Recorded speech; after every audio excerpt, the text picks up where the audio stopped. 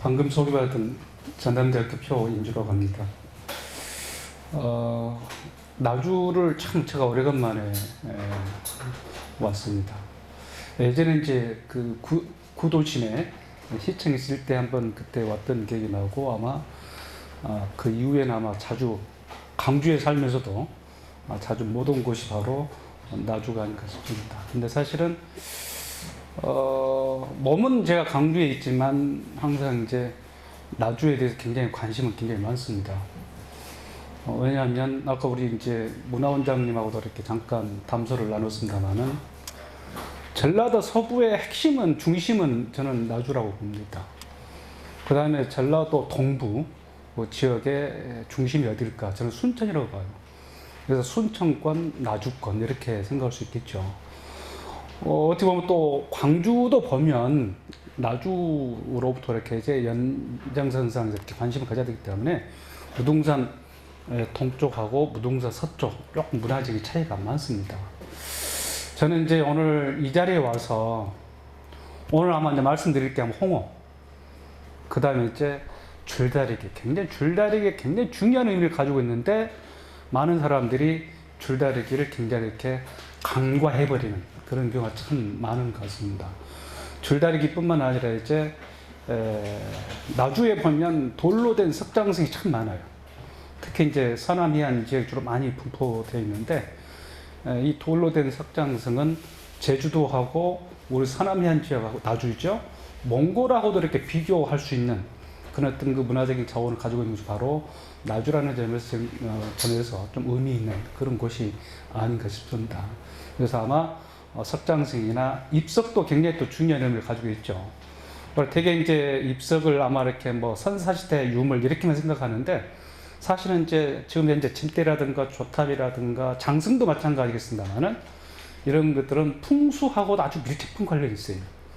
아마 우리 한국의 어떤 문화 가운데 보면 저변의 상당 부분이 풍수 사상이 바탕에 깔려 있어요. 그래서 지금도 그런 관념이 오늘날까지도 이렇게 이어져 오고 있는데 그런 것과도 연장선상에서 장승이라든가 입석이라든가 이렇게 조금 관심을 좀 가질 필요가 있을 것 같습니다.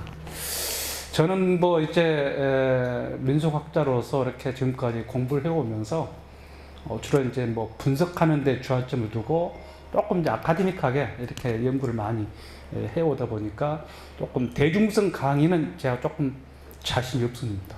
그래도 오늘은 여기 계신 분들을 위해서 가능한 한 좀 쉽게 풀어서 이렇게 여러분들한테 이렇게 소개를 좀 해 드릴까 합니다.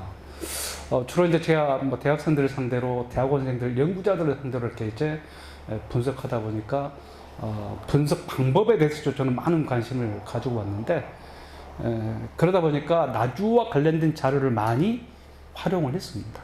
아마 그래서 우리 나주학연구소에서도 그런 인연 때문에 아마 저를 불러주시지 않았나 싶습니다. 앞으로도 더 나주와 관련된 이런 연구도 좀 많이 해보도록 하겠습니다.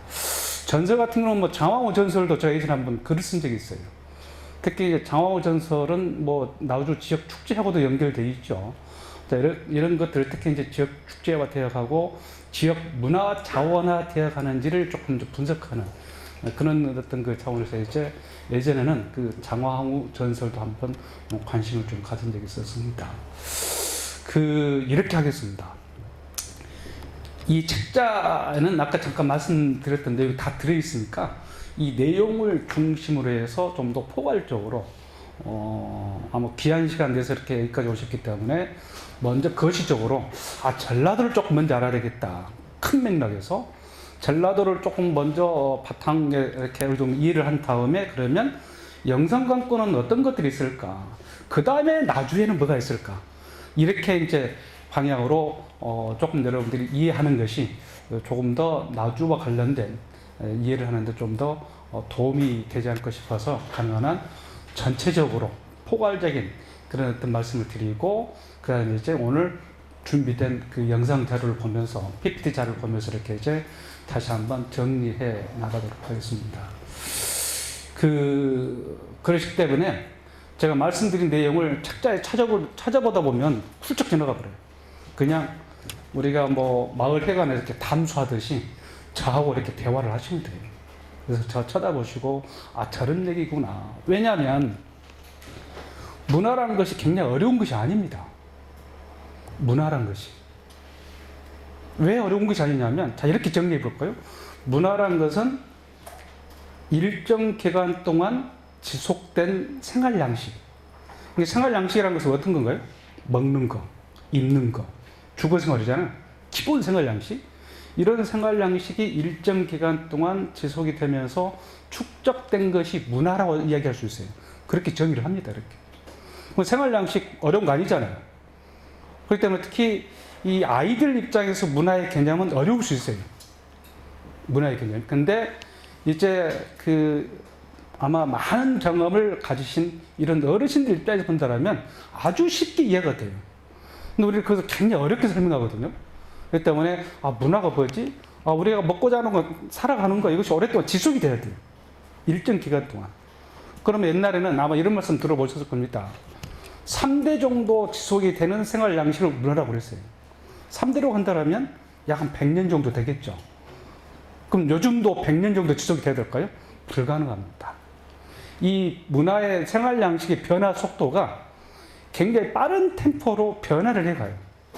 과거의 농경사회에서는 한 3대 정도 지속이 됐지만 요즘 이제 산업사회가 되고 지식정보화 산업사회가 되면서 이 시간이 속도의 전쟁입니다. 그러니까 빠른 속도로 많은 지역을 이동하는 시대예요. 그렇기 때문에 생활 양식도 빠른 속도로 변화를 할 수밖에 없어요. 또 하나 중요한 것은 문화란 것은 절대로 고정불변한 것이 아니에요. 변하지 않는 것이 아니에요. 변합니다. 유동적이에요. 아시겠어요? 인간의 문화란 것은 이 환경 변화에 따라서 변화를 합니다. 왜냐하면 생활 양식이 나 어렸을 때 먹었던 음식 문화하고 청년기에 먹었던 음식 문화하고 요즘의 음식 문화가 같아요, 달라요? 다르잖아요. 그 말은 내가 먹고 살아온 내용들이 달라졌잖아요. 문화도 변화가 된다는 얘기예요. 사람도 변화를 한다는 얘기예요. 제일 중요한 게 하나 있습니다. 발전이라는 것은 발전과 성장 이걸 보면 변화를 하지 않고서는 절대로 발전할 수가 없습니다. 성장할 수가 없어요. 발전하려면 어떻게 해야 돼요? 끊임없이 우리는 변화를 해야 돼요.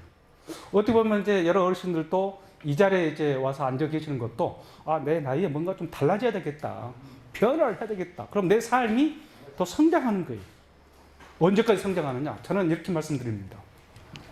관 속에 들어갈 때까지 모든 인간은 성장해 가면서 살아가요. 성장을 언제 멈추느냐? 죽음을 통해서 성장을 멈춥니다. 죽기 전까지는 인간은 끊임없이 성장을 해야 되고 성장을 하기 위해서 뭘 해야 돼요?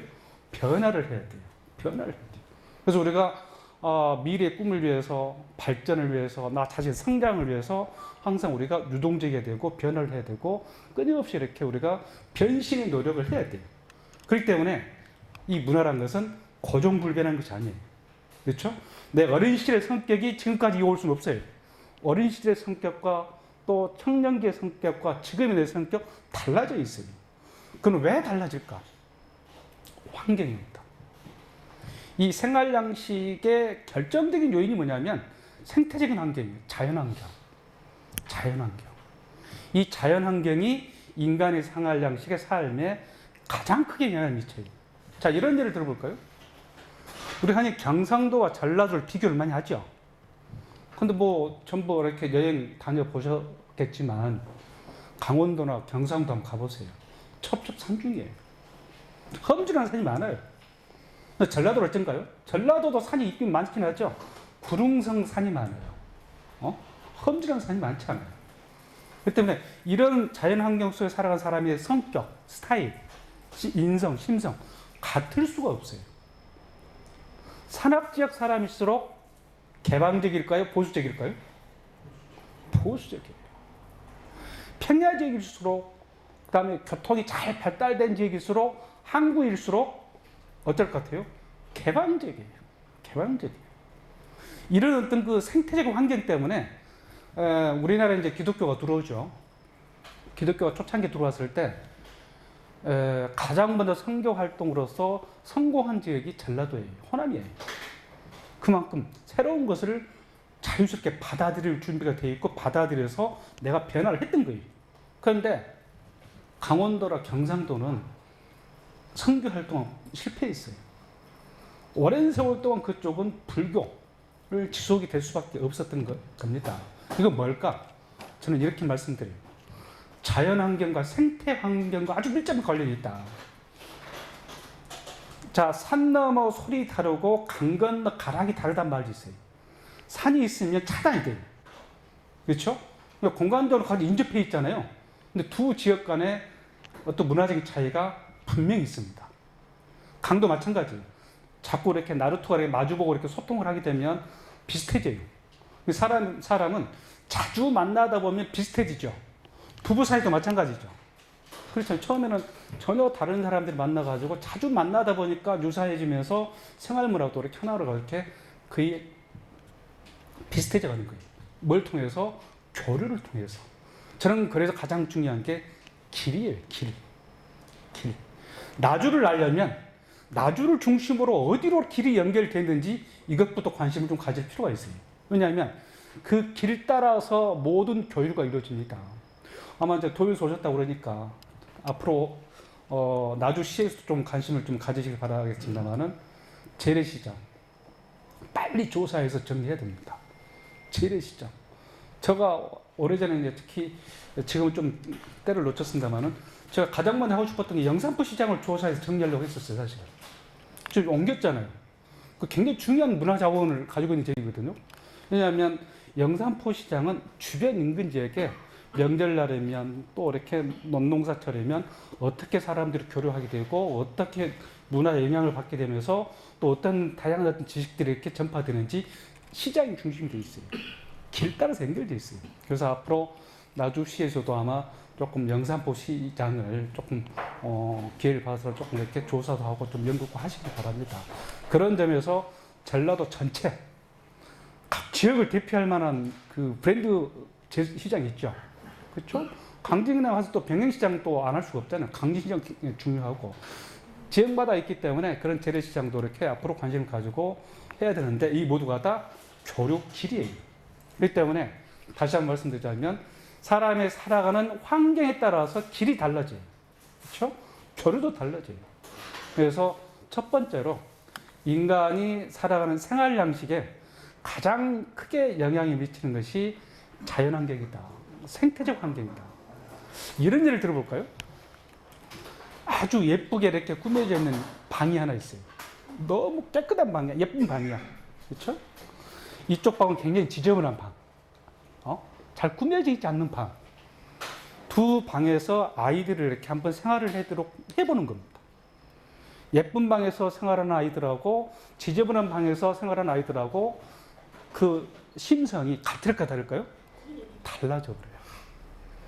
인간은 내가 살아오는 환경에 의해서 내 성격이 형성되고 내 심성이 형성이 돼요. 감성도 마찬가지예요. 그러니까 그 사람의 행동과 말하는 거, 스타일을 보면 아, 저 사람은 어떤 환경에서 살아왔겠다는 것을 짐작할 수가 있어요. 대화를 해보면 아, 저 친구는 농촌 출신인지 도시 출신인지 금방 이렇게 읽혀져요. 왜냐하면 우리는 그만큼 우리가 환경의 영향을 받아서 이렇게 생활을 해온다는 얘기입니다. 그래서 특히 우리가 나주를 하려면 가장 기본적으로 나주의 자연환경부터 알아야 돼요.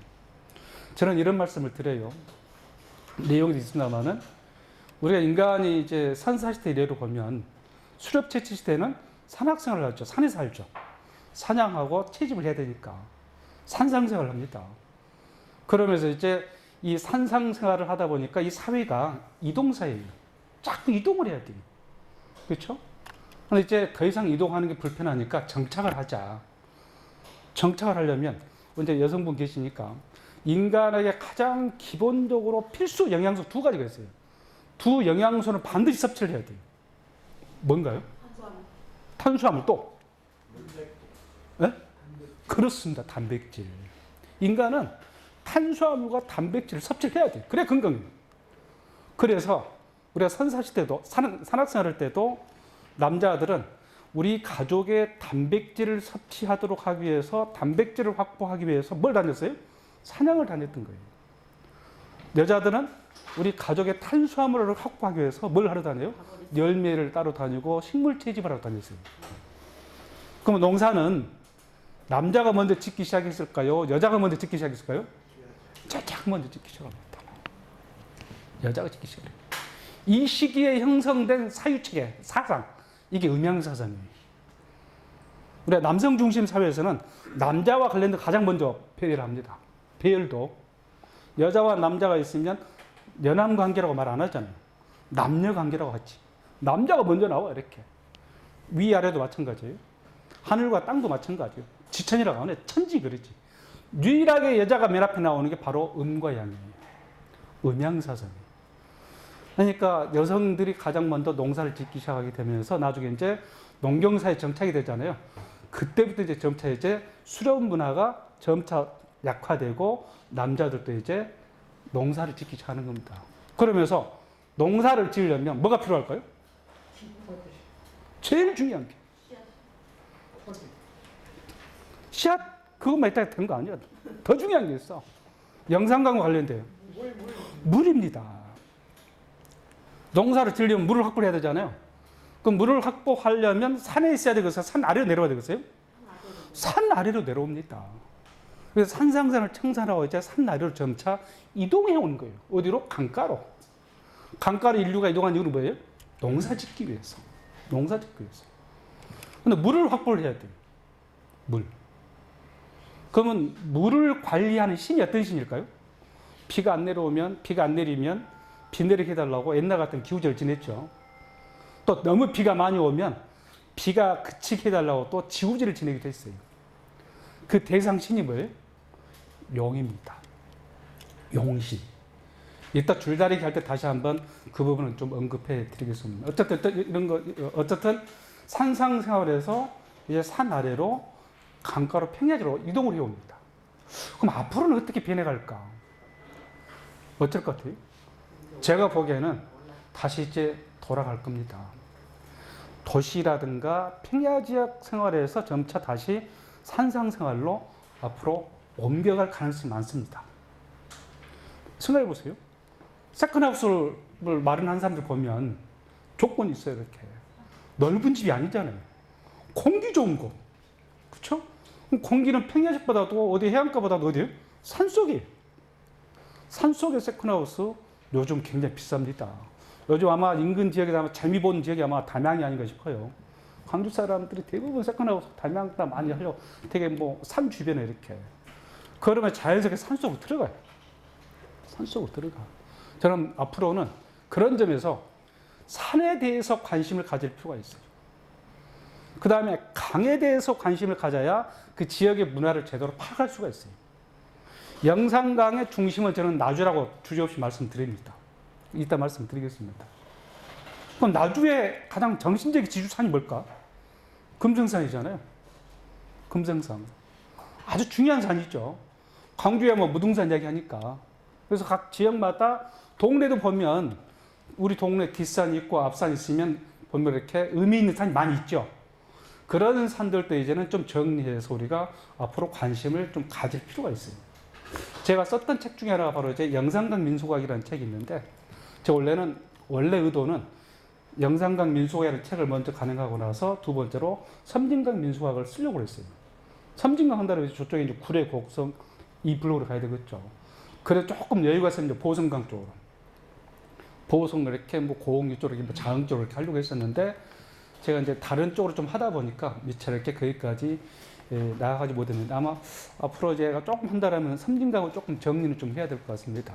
근데 그런 걸 정리하면서 두 지역 간의 비교를 해가면서 여러분들한테 말씀을 드릴 겁니다. 자, 이렇게 말씀드릴까요? 전라도는 소리문화권이에요. 전라도는. 산악지역은 춤문화권이에요. 자, 춤하면, 민속춤하면 탈춤이죠. 탈춤의 분포를 보세요. 경상도하고 강원도, 북한으로 갑니다. 그래서 중국으로 연결이 돼요. 호남은 소리문화권이에요. 평야지역이다 보니까. 자, 산이 많은 지역, 평야가 많은 지역, 똑같은 춤을 춘다 하더라도 산악지역일수록 춤 사이가 굉장히 격렬해요. 거칠어요. 근데 평야지역일수록 춤이 어때요? 굉장히 부드러워요. 부드러워. 근데 이제 평야지역에서 굉장히 또 이렇게 선율도 보면 인간의 감정을 잘 표현할 수 있는 그런 느린 템포로 많이 풀어냅니다. 우리가 대성통곡할 때 어떻게 하죠, 할머니? 빠른 템포로 하는 거 아니잖아. 확 때리면서 의분을 토해내니까 그걸 노래로 부른다라면 느린 템포로 갈 수밖에 없어요. 이게 주로 평야지역의 음악의 특징이에요. 그래서 우리가 판소리를 놓고 우리 흔히 이렇게 얘기했죠. 판소리 유파가 세 유파가 있죠. 동편제와 서편제와 중고제가 있어요. 전라도에 동편제와 서편제가 있습니다. 저는 주저없이 판소리의 발상지를 저는 전라도라고 말합니다. 전라도에서 판소리를 발상해가지고 전국적으로 이렇게 그래서 이제 세계 문화유산으로 이렇게 등재가 되어 있죠. 나주 하면 나주를 대표할 만한 판소리 명창이 누가 있을까? 혹시 아신가요? 임방울의 애sam춘. 임방울의 외갓집이 나주잖아요. 나주가 없었으면 강주의 소리꾼 임방울 나올 수가 없죠. 외갓집이 바로 김창완 명창이에요. 서편제 아주 핵심이잖아요. 서편제는 판소리 소리 템포 굉장히 느린 템포가 많아요. 산악지역일수록 성질이 급하니까 빠른 템포가 많아요. 그러니까 섬진강권, 무진장, 임순남, 무주, 진안, 장수 이런 산악지역 사람들은 동편제 소리를 굉장히 선호했던 거예요. 근데 영광으로 쭉 근데 서부 지역, 나주 이 지역은 느린 템포 서편제권이라고 말할 수 있어요. 그럼 전라도를 동편제권과 서편제권 이렇게 나눌 수 있겠죠. 그 다음에 민속놀이를 가지고 또 구분할 수가 있어요. 나주에 달집 태우기 하던가요? 아마 잘 못 보셨을 겁니다. 달집 태우기는 정을 대보름을 하는 거죠. 이렇게 굉장히 집채비 많아 이렇게 달집을 지어놓고 불을 지르는 거잖아요. 이거는 섬진강권이에요. 섬진강, 순천권이에요. 시키면 동편제권이에요. 이 지역은 줄다리기 중에서 줄감기권이에요. 줄다리기 하고 난 뒤에 동네 잎석이나 그다음에 당산나무라 할지 이렇게 감아놓은 거 보셨죠? 나주도 감습니다. 이걸 줄감기라고 말할 수 있어요. 이 줄을 감는 이유는 용신을 모시는 행위예요. 줄이 영을 상징합니다. 뭐 이런 걸 하는 지역이 어디 지역이냐? 호남 서부 지역이에요. 나주를 중심으로 해서 이 지역. 이따 다시 한번 말씀을 드리겠습니다만은 곶감놀이가 나올 수 있었던 배경은 줄다리기 때문에 가능했던 겁니다. 곶감놀이가 강주에만 있는 것이 아니에요. 칠석동을 중심으로 해서 나주 남평, 그 다음에 내려가면 영암, 구림 이렇게 연결되어 있어요. 이 지역은 영산과 연결되는 것이죠. 이 줄다리기에서 줄놀이 과정이 독립이 되어서 발전된 놀이가 바로 곶감놀이입니다. 그래서 이 지역은 어떻든 나주를 비롯해서 줄감기권이다 이렇게 말할 수 있어요. 우리가 풍물이 있죠. 농악, 그렇죠? 농악이라는 용어는 일제시대에 만들어진 용어 중에 하나입니다. 요즘 이제 풍물이라는 용어를 많이 쓰고 있습니다만은 어쨌든 농악도 두 종류가 있죠. 전라도에는 좌도 농악과 우도 농악이 있어요. 섬진강권은 좌도 농악권이에요. 나주를 중심으로 한 서부 지역은 우도 농악권이에요. 그러면 나주를 중심으로 해서 이 지역은 우도 농악과 서편제권과 그다음에 줄감기 이렇게 말할 수가 있어요. 이해가 되죠? 우리가 명절도 보면 추석 명절과 단오 명절 크게 있죠. 전라도는 누가 뭐래도 추석 명절권이에요. 경상도나 북한은 단오 명절권이에요. 이런 것들 모두가 다 왜 이렇게 차이가 나타날까? 아까 잠깐 말씀드렸던 것처럼 이 생태 환경, 자연 환경 때문에 나타난다는 얘기예요. 이 자연 환경에 따라서 인간의 생활 양식이 형성이 되고 생활 양식은 환경 변화에 따라서 바뀔 수밖에 없어요. 여기에 이제 뭐 사회적 환경, 역사적 환경도 굉장히 영향을 많이 미칩니다. 조선시대 생활 양식, 고려시대 생활 양식, 뭐 한 예를 들어볼까요? 고기 잡는 사람은 특히 옛날에 백정이라고 그랬죠. 살생. 백정을 천대시하는 것은 유교 문화권이 아니에요. 불교 문화입니다. 불교에서는 살생하지 말라고 그랬잖아요. 살생하기 때문에 굉장히 이렇게 좀 이렇게 중요하게 가치화시키지 않았던 거예요. 근데 되게 보면 유교로 이렇게 연결시키게 되는데 일단 이처럼 불교 문화권, 유교 문화권 뭐 따라서 이렇게 이런 역사적 환경에 따라서 당연히 인간의 생활 양식도 달라져요. 이 사회 환경이라는 것은 예를 들면 뭐 결혼 방식이라든가 뭐 공동체 방식 등 여러 가지 어떤 요인들이 있을 텐데 이런 것들도 인간의 생활 양식에 많은 영향을 미치는데 그 가운데 상당 부분은 자연 환경과 아주 밀접한 관련이 있다라는 것을 말씀을 드리겠습니다. 이제 갈까요? 여기까지 이제 서론에 해당하는 내용입니다. 그럴 때 이렇게 많이 오셨네, 이렇게. 그렇죠? 많이 오셨어. 아마 유인물에는 뭐 영산강 민속이 먼저 설명되어 있을 겁니다. 홍어는 아마 맨 뒤에 있을 텐데, 근데 제가 거꾸로 영산강 먼저 민속을 먼저 아까 말씀드렸으니까 간추하게 설명하다 보면 쉽게 아마 이해가 되지 않을까 싶어서 먼저 여기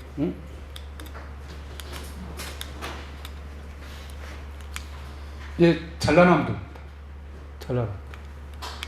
전라남도 중에 이게 이제 영산강이죠. 제가 이렇게 이 지역에 좀 쭉 자료 조사 정리해서 이렇게 이제 서부 문화권 이렇게 이제 묶어서 아까 말씀을 드렸습니다. 이쪽은 동부 문화권. 음식도 달라요. 음식 당연히 다를 수밖에 없죠.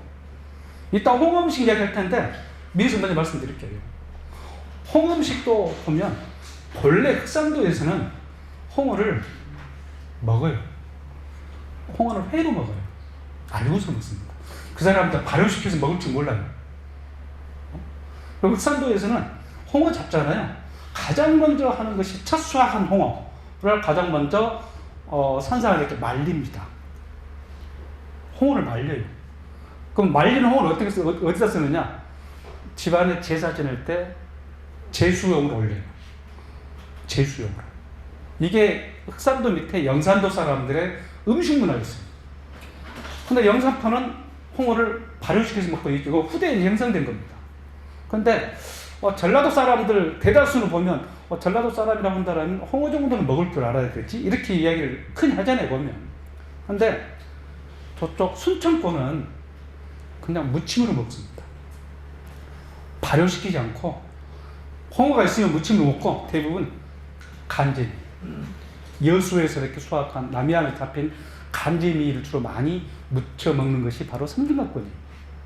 근데 홍어를 발효시켜서 먹는 지역은 영산강을 중심으로 해서 이제 남쪽으로 목포로 내려가고 광주로 가서 전주까지 갑니다. 지금 홍어는 전국적인 음식이 되어버렸어요. 그렇죠? 옛날에는 잔치 음식이었지만 지금은 기호 음식이 웰빙 음식으로 바뀌었어요. 그러면서 홍어가 이제는 특정 지역의 어떤 지역성, 장소성을 이렇게 상징하기도 하지만 이제 정권하고도 연결시킵니다. 우리 뭐 여러분 다 아시다시피 DJ 정부 때는 홍어 정부라고 그랬어요. 이렇게 조금 폄하시켜 사는 게 많죠. 특히 우리가 이제 그 사이버상에서 보면 온라인상에서 보면 상당히 어떤 그 지역 폄하 발언을 많이 할 때 이때 음식을 가지고 많이 이야기를 하기도 합니다. 어쨌든 전라도와 홍어는 뗄 수 없는 관계가 돼 있어요. 근데 옛날에 잔치 음식 그 과정 이따 다시 한번 설명 좀 해드리겠습니다. 어쨌든 이걸 좀 보시고 제가 강의를 정말 오래간만에 합니다. 사실 몇 년만에 하는 것 같아요. 맨날 대학원 수업하고 이렇게 학부생들 이렇게 모아놓고 수업을 하도 안 해서 그런지 굉장히 긴장되고 서투네요. 응? 초등학생처럼. 근데 우리 할머니가 자꾸 나만 쳐다보시니까. 응? 고맙습니다. 역시. 영산강 편이 다 아실 겁니다. 황룡강, 장성 쪽에 내려오죠. 극락강, 광주권 내려오죠. 지석강. 그러니까 이 나주는 장성, 광주, 화순 문화가 모인 곳이 바로 나주라고 생각하시면 돼요. 근데 저는 글쎄 이제 좀 행정 명칭으로 뭐 명암학, 나주학, 강주학 저는 개인적으로 좀 부정적이에요. 문화는 행정 명칭으로 안 돼요. 그렇잖아요. 그렇다고 또 뭔가 타 지역과 뭐 변별력 구분을 해야 되는데 또 마땅히 구분할 수 있는 방법도 없어. 그렇잖아요. 근데 사실은 나주학이라는 것은 아까 잠깐 말씀드렸던 것처럼 이 나주학 속에는 황룡강과 관련된 문화, 극락강과 관련된 문화, 지석강과 관련된 문화가 이렇게 혼재되어 있다고 생각하셔야 돼요. 근데 안 그러면 우리가 나주 행정구역, 저 지금의 나주 행정부에게 관련된 것만 이렇게 관심을 갖게 되는 것은 저는 바람직하지 않다는 얘기예요. 그래서 저는 나주학이 정말로 영산강 중심연구소가 됐으면 좋겠어요. 영산강 중심센터에 있어요. 나주학이. 전라도의 뭐 고도이기도 하지만 잠깐 아까 서두에 말씀드렸던 것처럼 산과 강에 따라서 문화적인 차이가 많이 발생하기 때문에 산 중심으로 문화를 연구한다랄지 강 중심으로 문화를 연구할 필요가 있어요. 그래서 지리산 연구, 무등산 연구, 금성산 연구. 아마 금성산 뭐 그 남쪽과 북쪽, 금성산 서쪽과 동쪽 차이가 있을 겁니다. 같은 나주권이라 하더라도. 그래서 좀 산이나 강 중심으로 이렇게 관심을 가져 이렇게 외연을 넓혀 가야지. 그래서 나주학이 그런 어떤 중심 역할을 한다라면 어떻게 보면 뭐 영암이나 밑에 무안 다 포괄해야 돼요. 그렇잖아요. 그래서 저는 그런 방향으로 좀 갔으면 하는 그런 개인적인 바람을 갖습니다. 장성, 담양, 광주, 화순, 나주, 한평, 무안, 영암, 목포 이 지역은 서부 지역으로서 문화적인 공통점이 많은 지역이에요. 지역마다 차이가 있죠. 자, 문화적인 차이라는 것은 사람마다 성격이 같다니 달라요? 다르죠. 왜 다르죠? 환경이 다르거든. 그렇죠? 한 뱃속에 나온 자식도 다 다르잖아요. 환경이 다르기 때문에. 그렇기 때문에 이 나주 안에서도 지역적인 차이가 있어요, 없어요? 많죠. 이제 빛가람 도시가 들어왔습니다만은 저 도시가 들어옴으로 해서 나주 사람들의 삶의 문화에 어떻게 영향을 미칠까 이런 것도 앞으로 연구를 하셔야 됩니다. 달라지겠죠. 옛날 같지는 않겠죠. 그래서 아마 같은 지역 마을마다 그램가닥에 옛날에는 흔히 그런 얘기 했죠. 집집마다 제사 지내는 제사 음식이 가득하게 다를까요? 다 달라. 그래서 딸 여울 때 제일 먼저 교육시키는 게 뭔지 아세요? 너 시집 가면 친정집의 음식 문화 잊어라. 제사법 잊어라. 제사 지내는 음식이 달라요, 다. 우리가 뭐 이렇게 유교적인 제2 절차에 따라 한다고 그러는데 그건 제2 절차 유교 영향을 받은 겁니다, 이렇게. 근데 음식도 차이가 있어요, 보면. 그러면 제사 지내는 음식도 변화를 해야 될까요? 그냥 옛날처럼 계속 그걸 고집해야 될까요? 변화해야 돼. 그게 문화라고 말씀드렸잖아요. 근데 제가 이제 이런 말씀 드리면 향교라든가 유림에서 이제 들고 난리. 명색이 국립대학교 교수라는 작자가 전통적으로 이렇게 강조하고 가르쳐야 되는데 자꾸 이렇게 변화시키라고 말하니까 조금 충돌이 되죠. 근데 사람이 변화를 하는데요. 그러면 제사의 본질은 이겁니다. 어차피 제사 좀 나왔으니까. 제사의 본질은 뭘까? 왜 제사를 지내야 될까? 뭐 제사를 다른 방법으로 설명할 수 있겠지. 뭐 추도식, 추모제 등등 여러 가지 있겠죠. 제사의 본질은 망각하지 않고 기억하기 위한 의례입니다. 돌아가신 분을 소환해서 기억하는 것이 제사의 본질이에요.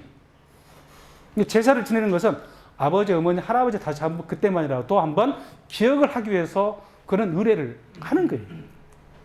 그럼 제사 음식 생각해 보세요. 우리 아버지는 살았을 때는 너무 막걸리를 좋아하셨어. 아버지가 그리워. 아버지를 소환하려면 제사상에 뭘 올려야 되겠어요? 막걸리 하게 올려야지. 또 반대로 모르겠어요. 우리 아버지는 뭐 그 나이에도 젊어서 이렇게 햄버거를 너무 좋아하시고 햄버거를 이렇게. 그럼 그 아버지 돌아가시고 나면 자손들이 제사상 햄버거 올릴까 안 올릴까요? 저는 올려야 된다고 봐요. 본질은 음식이 중요한 거 아니에요. 돌아가신 분을 우리 아버지 이런 분이셨구나. 그 기억을 소환하기 위한 것이기 때문에 이 소환한 방식이 기독교와 불교와 우리 유교와 차이가 있는 거예요. 그렇죠? 집집마다 다 달라요. 그런 것도. 그래서 아마 제사 음식도 집집마다 이렇게 많은 차이가 나타나게 되는데 모두가 다 이렇게 환경과 밀접한 관련이 있습니다. 자, 이것도 아까 설명해 드렸죠. 넘어갑니다, 이제 진도 쭉쭉 나올 겁니다. 좀 더 좁혀볼까요? 광주광역시. 그 있어봤자 이게 다 흘러들어와서 여기에 다 녹아나요. 황룡강과 관련된, 장성과 관련된, 영광과 관련된 문화가 다 전부 여기에 모아집니다. 화순도 마찬가지죠. 그래서 영산강은 굉장히 중요한 그런 어떤 그 위치, 그 다음에 문화적으로 굉장히 나주가 굉장히 중요한 위치를 차지하고 있다는 말씀을 드립니다. 이게 무등산입니다. 입석대죠. 좀 눈 화강하시라고 좀 사진을 넣어드렸습니다. 자꾸 이렇게 아마추어라 이렇게 뒤로 가요. 저 운전하고 오면서 영산강을 참 이쁘다 보니까. 그래서 아마 지금 영산강이죠. 그다음에 이제 영산강 내 장성에 꽃축제하는 황룡강 주변이죠. 이게 극락강입니다. 광주죠. 이 극락강을 통해서 아마 영산포 홍어가 아마 강주로 아마 많이 이렇게 유포가 됐을 겁니다. 교류가 됐었을 겁니다. 요즘 이제 극락강에 막 다양한 프로그램이 있죠. 이렇게 화순 쪽입니다. 그렇죠? 송석대이죠. 저는 이거 보면 굉장히 흥분이 돼요. 흥분이 돼요. 저 오늘 운전하고 오면서 지금 딱 들판 이 색깔이더라고. 이 색깔. 저는 이 색깔을 그 단풍이라고 표현하는데 그런 나락 단풍이라고 말합니다. 이게 나락 단풍 아니에요? 황금 물결. 너무 예쁘잖아요. 그럼 이런 걸 바라보고 사는 사람하고 아니 첩첩산중에서 이렇게 사는 사람 생활낭식 같을 수가 없어요. 그렇지 않겠어요? 그러니까 산악지역일수록 논농사가 많을까요? 밭농사가 많을까요? 밭농사가 많아요. 평야지역일수록 논농사가 많아요. 당연히 그렇기 때문에 생활량식도 다르게 되고 제사문화도 다르게 되고 명절도 다를 수밖에 없어요. 다를 수밖에. 그러니까 우리가 다르다는 것은 그만큼 건강하다는 얘기예요. 다르지 않고 같다. 그건 바람직하지 않아요. 요즘에 너무 이렇게 유행에 민감하죠. 그러니까 다르지 않고 같아져 가고 있어요. 이것은 저는 바람직하지 않다고 봅니다. 사람마다 개성이 있기 때문에 다양성을 가지고 있어야 돼요. 다양성. 그 나주 문화의 다양성. 아, 나주 이거? 이렇게 획일화시켜서는 절대 우리가 관심을 가지고 이해해서는 안 됩니다. 물론 이제 나주다운 것이 뭘까? 나주다운 걸 찾다 보면 공통점이 찾게 되겠죠. 공통점을 찾았으면 반드시 차이점도 인식을 하시라는 얘기예요. 같은 것과 다른 것을 같이 균형을 갖춰가면서 이렇게 관심을 가질 필요가 있어요. 사람도 저 사람은 나하고 어떤 점이 같을까? 같은 점만 볼 것이 아니라 어떤 점 보라고요? 죄송합니다. 차이점도 보시라고. 그래야 그 사람의 다양한 모습을 우리가 볼 수 있는 것이죠. 그래서 영산강 편이 있죠. 제가 이 사진 참 좋아합니다. 이렇게. 영산강의 석양, 노을. 제가 그 영산강 민속학이라는 책도 영산강에서 찍은 사진을 이렇게 조금 우리가 활용해서 이렇게 표지로 이렇게 했습니다. 이게 참 너무 제가 좋아요. 저도 비록 광주이긴 하지만 저도 어려서부터 이렇게 소도 먹이고 농사 지었습니다. 쟁기질도 해봤어요. 지게도 접었어요. 아마 제가 가끔 요즘에 이제 그런 얘기 했죠. 저는 어려서부터 일찍이 조기 영농 교육을 받은 사람이에요. 조기 교육, 요즘 같은. 그래서 대충 이제 농촌의 삶을 어떻게 돌아가는지를 알죠. 아마 그것이 있었기 때문에 그런 경험이 있었기 때문에 어떻게 보면 제가 민속학을 할 수 있었어요. 맨날 제가 민속학하면서 많은 섬지역, 농촌지역 많이 조사 다닙니다. 주로 이제 나이 많은 드신 분들 상대하고 조사하고 정리하는 이게 평생 그렇게 살아왔어요. 이 모두가 다 저도 어린 시절에 이렇게 농사 지어본 경험이 굉장히 제가 공부하는데 크게 도움이 됐던 것 같습니다. 줄다리기는 한강 이남 영산강권이에요. 자, 용신 아까 말씀드렸죠.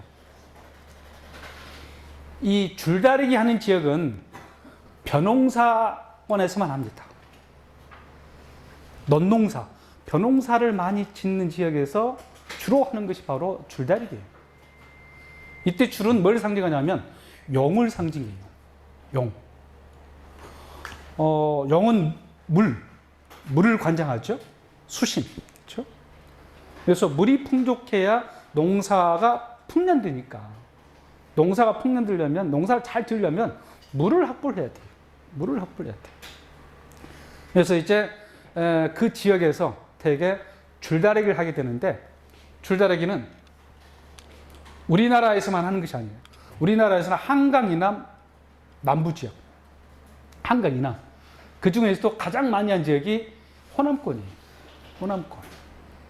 호남권에서도 영산강권. 저쪽 섬진강으로 가면 줄다리기가 외줄다리기가 많아요. 외줄다리기. 근데 영산강권은 쌍줄, 암줄과 숫줄로 구성되어 있죠. 여자를 상징하는 암줄, 남자를 상징하는 숫줄, 이 쌍줄 문화권이에요. 그래서 아마 그때 줄이 이제 영을 상징한다는 것을 조금 기억을 해 두시길 바랍니다. 남중국, 중국 남쪽. 혹시 여러분들 중국 그 여행 가시면 아마 한두 번째 다 경험해 보셨을 텐데, 가서 보면 뭐 면류 먹은 중국 사람들, 또 쌀류, 곡류 음식을 먹는 중국 사람들, 그다음에 옥수수 먹는 중국 사람들 딱 보면 보여요. 북쪽은 다 면류예요. 남쪽으로 내려가면 쌀이에요, 쌀. 대표적인 운남성. 그 지역은 벼농사권이에요. 동남아로 가면 벼농사도 1년에 한 번만 짓는 것도 아니죠. 2모작, 3모작 그래요, 이렇게. 이 지역에 줄다리기 있다, 없다? 있다라는 얘기예요. 벼농사 짓는 지역에서 주로 가장 많이 한 놀이가 바로 줄다리기라고 이렇게 이야기를 하시길 바랍니다. 일본도 뭐 주식이 쌀이니까. 일본어는 줄다리기인데 일본어로 이렇게 스나이키라고 합니다. 스나이키. 스나이키라고 이렇게 일본도 줄다리기를 가지고 지역 축제, 엄청난 규모로 축제를 하죠. 그것도 아마 줄다리기가 또 원리는 간단해요. 여자팀과 남자팀의 대결에서 어느 쪽 팀이 이겨야 풍년들까요? 여자팀이 이겨요. 아까 말씀드렸죠. 농사 시작은 누구라고요? 여자라고. 그다음 여자는 생산성을 가지고 있어요. 생산성. 생산 능력을 가지고 있다고 보면. 그러니까 당산제도 보면 할아버지 제당 할아버지 신 있고 할머니 제당 할머니 신 있잖아요. 동네가 좀 뭔가 오래 세월 지나다 보니까 두 군데 지나다 너무 힘들어. 그냥 하나 생략하자. 그러면 할아버지 제당을 생략할까요? 할머니 제당을 생략할까요? 할아버지 생략합니다. 할아버지는 전혀 도움이 안 돼. 할아버지는 마을의 질서를 관장하거든. 근데 할머니는 농사 풍요를 관장을 해요. 농사 풍요를 관장하기 때문에 가장 오랫동안 살아남을 수 있는 그 여신입니다. 여신. 그래서 대개 여성팀이 이겨야, 여성을 상징하는 팀이 이겨야 풍년이 든다라는 관념을 가지게 돼요. 그런데 물리적으로 생각해 보세요. 물리적으로 남자팀, 여자팀 이렇게 편을 갈라서 줄을 잡아 다니면 도저히 여자팀 이길 수가 없죠. 방법이 없어. 근데 여자팀 이겨요. 그럼 여자팀 이기기 뭔가 이제 놀이 방법을 바꿔야 되겠죠. 예를 들면 여자팀 중에서도 나이 드신 분들을 남자팀으로 보냅니다. 그럼 남자팀에 가서 이렇게 잡아다니, 할머니들 또 힘만 잘 모으면 또 쏠쏠하고 도움이 될 수 있겠죠. 그럼 안 돼요. 어떤 용도로 보내야 돼요? 방해하도록. 남자들이 줄을 잡고 잡아다닐 때 방해 역할을 해줘야 돼요. 근데 신체적인 몸싸움으로 했다면 큰일 나죠. 넘어지면 또 큰일 나잖아요. 그러니까 도구를 이용해야 돼요. 도구. 어떤 도구? 나뭇가지. 어떤 나뭇가지? 대나무로 때리는 게 아플까요? 같이 달린 나무로 때리는 것이 아플까요? 대나무가 더 아파요. 실질적으로 가시가 있는 게 아플 것 같아도 맞는 그 저기는 대나무가 더 아파요. 많이 맞아 보셨군요. 네? 많이 맞아 보신 것 같아요. 주변에 마을에 주변에 흔히 구할 수 있는 뭐 탱자나무 가시라든가 아카시아나무 이런 가시 달린 나무 가지 꺾어가지고 남자들이 이렇게 줄을 잡으려고 할 때 손등을 때리고 다녀 이렇게 손등을. 그런 사이에 여자팀 잡아다니면 이길 수밖에 없죠. 자, 그러면 이웃나라 일본에서는 어떻게 할까? 일본에서도 마찬가지로 여자팀이 이겨야 또 여자를 상징하는 마을이 또 어떤 여성팀을 상징하는 어떤 그 아랫마을이 이겨야 풍년된다고 생각합니다. 일본에서는 주로 어떻게 하냐면 지형을 이용합니다. 큰 도로가 있다라면 지대가 높은 곳이 있고 낮은 곳이 있어. 그러면 여성을 상징하는 그 마을팀은 위쪽에 위치하는 게 유리합니까? 아래쪽에 위치하는 게 유리합니까? 아래쪽에. 자꾸 들어 놓으면 끝이야. 이쪽에서는 백날 잡아당기려고 해도 잡아당길 수가 없어. 일본에서 마찬가지로 같이 여성팀이 이게 풍년이 된다고 생각하기 때문에, 그렇기 때문에 줄다리기는 농사 풍요를 기원하기 위해서 행해지는 민속놀이 축제입니다. 그 마을 축제예요.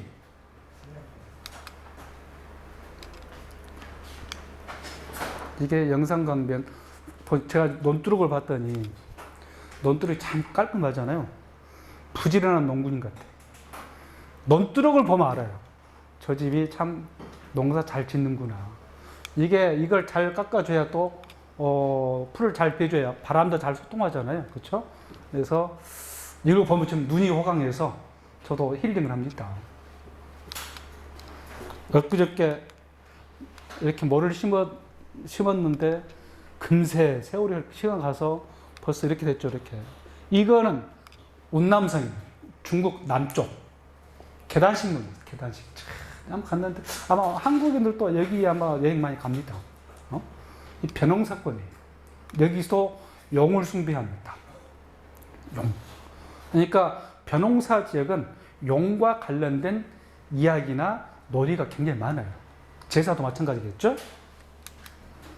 여기 어딜 것 같아요? 일본 농촌이에요. 이 지역도 줄다리기 한다는 얘기예요. 여기는 동남아입니다. 캄보디아. 이 지역도 줄다리기를 합니다. 벼농사권. 그래서 아마 아까 말씀드렸던 것처럼 줄다리기는 이와 같이 벼농사의 풍요, 뭐 조금 수도 재배권 좀 어려운 용어입니다만은 이 지역과 연결되어 있다는 것을 말씀을 드릴 수 있겠습니다.